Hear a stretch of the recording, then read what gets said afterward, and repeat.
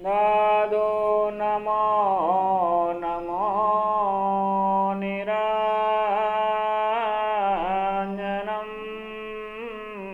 निराकार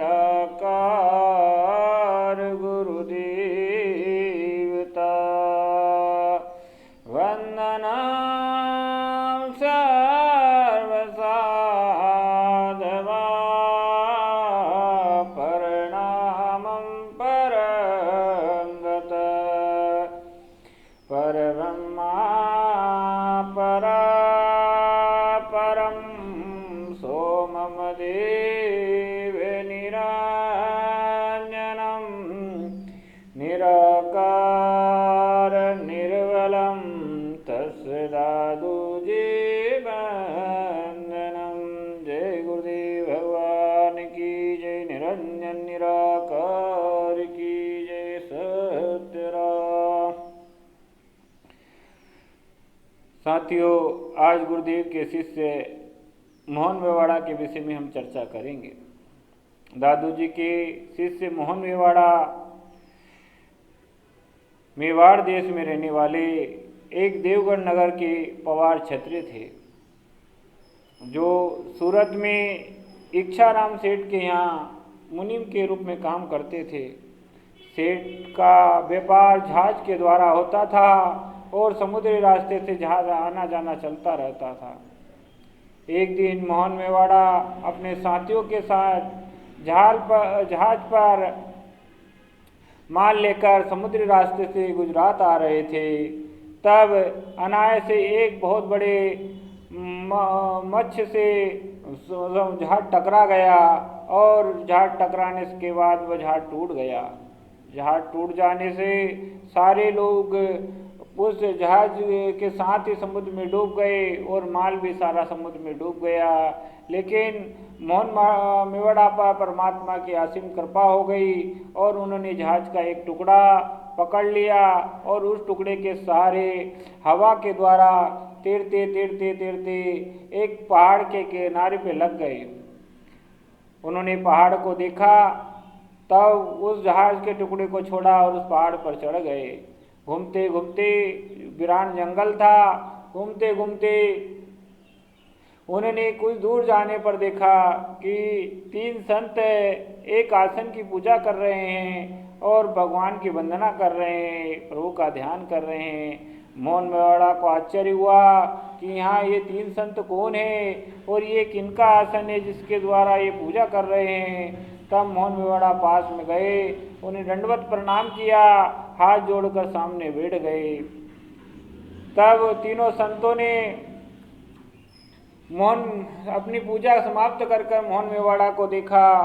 तब कहा कि यहाँ तो मनुष्य का आना कठिन है, आप यहाँ कैसे आ गए, आप कौन हो। तब मोहन मेवाड़ा ने अपने साथ पूरी घटना जो घटित हुई सारी घटना बता दी कि किस प्रकार जहाज टूटा और जहाज के टुकड़े के सहारे में यहाँ आ गया हूँ। तब उन श्रेष्ठ संतों से मोहन मेवाड़ा ने पूछा, प्रभु आप ये किसका पूजन कर रहे हो, ये आसन किसका है, ये संत ये भगवान कहाँ है और आप लोग कहाँ हैं। तब मोहन मेवाड़ा के प्रश्न के जवाब में उन्होंने कहा कि इस समय ये संत तो राजस्थान की धरती पर विराजमान है। वह लोधीराम नागर जी के पुष्य पुत्र बनकर आज ब्रह्मा के भक्ति का प्रचार कर रहे हैं और जन जन में सबका कल्याण कर रहे हैं। इस समय वह राजस्थान के आमेर नगर में विराज रहे हैं। तब मोहन मेवाड़ा ने उन संतों से कहा, प्रभु हमें अपना शिष्य बना लीजिए और मुझे आपके पास ही रख लीजिए। तब संतों ने कहा कि यहाँ रहना संभव नहीं है, आप यहाँ नहीं रह पाओगे, यहाँ आपके खाने पीने की व्यवस्था भी नहीं हो पाएगी। इस प्रकार जब संतों से खाने पीने की बात कही तो मोहन मेवाड़ा को तो भूख बहुत जोरों से लग रही थी। उन्होंने कहा, प्रभु मुझे भूख लग रही है। तब संतों ने कुछ फल दिए और उनसे कहा कि ये फल आप खा लीजिए। फल खाने के बाद में मोहन मेवाड़ा ने कहा कि प्रभु फिर मैं क्या करूं। तब संतों ने उनसे कहा कि आप राजस्थान आमेर जाओ, वहाँ दादू जी के नाम से ये संत विराज रहे हैं। अब उनका हमारे भाई हैं वो, और उन्हीं के शिष्य बन जाना, वो आपको अपना शिष्य बना लेंगे। तब उन्होंने और मोहन मेवाड़ा ने पूछा, प्रभु आप लोग कौन हो? तब मोहन मेवाड़ा को उन्होंने कहा कि हम सनंदन सनत और सनत कुमार है, और सनक जो जी हैं जो, वो हमारे भाई बड़े भाई, वो इस समय राजस्थान में आमेर में हैं, और हम उनका आने का इंतज़ार कर रहे हैं, तभी से यहाँ तपस्या कर रहे हैं। इस प्रकार मोहन मेवाड़ा को उन संतों ने सारी बातें बताई।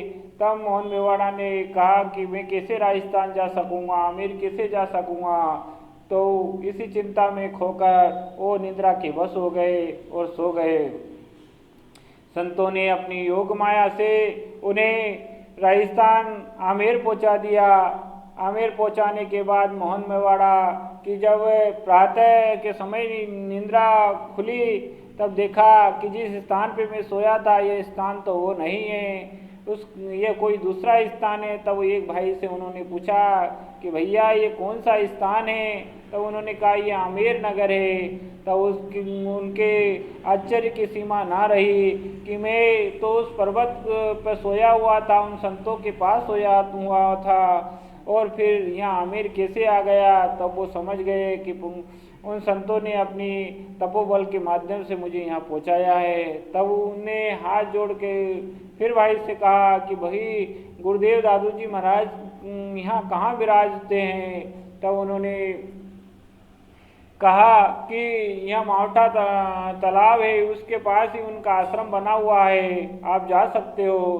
तब मोहन मेवाड़ा जी पास ही में आश्रम था, और उन संतों की कृपा से और भगवान की इच्छा निमित्त मान दादू जी महाराज जो करते हैं सब अच्छा करते हैं। इनकी इच्छा के निमित्त मोहन मेवाड़ा जी दादू जी आश्रम में पहुंच गए।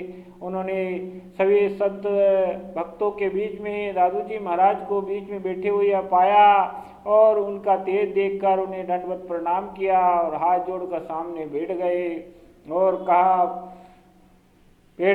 कहा कुछ नहीं। तब दादू जी महाराज ने उनसे कहा आप कहाँ से आए हो, और इस प्रकार का भाव कैसा है आपका? तब मोहन मेवाड़ा ने सारी कथा बता दी और कहा मैं आपके भाइयों के पास से आया हूँ प्रभु, और उन्हीं ने मुझे आपके पास पहुँचाया है। और मोहन मेवाड़ा ने अपने साथ जो घटना घटी वो सब सारे भक्तों के सामने कह सुनाई।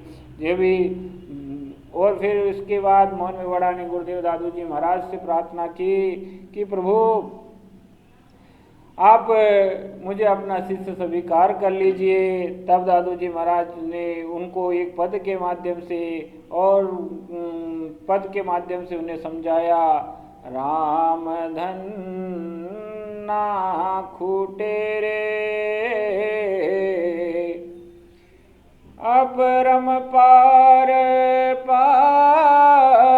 नहीं आवे, हाथी ना टूटे रे, तज कर ले है ना पावक जाले, प्रेम ना छूटे रे, 14 पसरा बिन रखवारे, चोर न लौटे रे, हरि राहे राम रसायन, सरस ना सूके रे, दादो हाथी बहु तेरी, तुस नर कूटे रे, राम धन खत न खूटे रे। इस पद के माध्यम से गुरुदेव दादू जी महाराज ने कहा कि भाई राम धन खात नहीं खुटता, राम धन जितना भजन करोगे ये बढ़ता ही जाता, ये कभी नहीं खुटता। उस परमात्मा की आप पे असीम कृपा हुई है जो आप यहाँ पधारे हो। दादू जी महाराज का उपदेश सुनकर तब मोहन मेवाड़ा ने कहा कि प्रभु आप जो रामधन बता रहे हो वह कहाँ है, मेरी दृष्टि में तो कहीं कहीं तक दूर तक नज़र नहीं आता। तब दादू जी महाराज ने उन्हें दूसरे पद के माध्यम से बताया। भाइयों, मोहन मेवाड़ा की कथा अब अगले पार्ट में आपको रामधन के बारे में गुरुदेव दादू जी महाराज ने क्या कहा और कैसे समझाया मोहन मेवाड़ा को, ये कथा अब हम अगले भाग में सुनेंगे। इसके साथ ही हम इस समय इस कथा को यहीं विराम देंगे। इसके साथ ही आप सभी को सत्य राम, दादू राम, सत्य राम।